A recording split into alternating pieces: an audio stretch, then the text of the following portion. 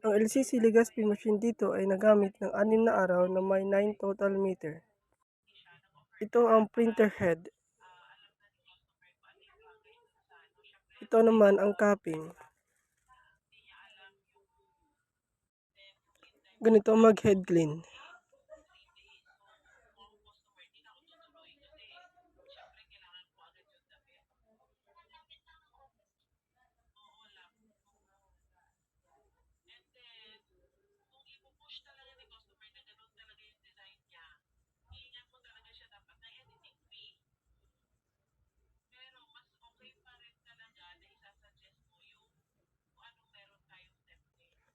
Punasan ng wiper after head clean.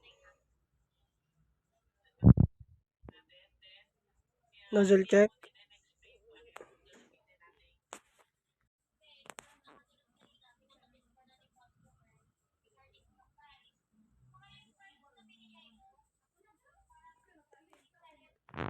Ang ink system ay tama lang ang level.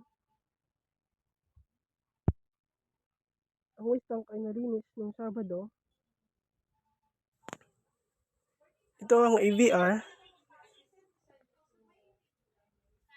at ang ground wire. Nandito ang stock namin ng used, unused, kulang kami sa CMYK at field. Ito ang record sa mga nagamit namin sa Magenta, sa Cyan, ito sa black,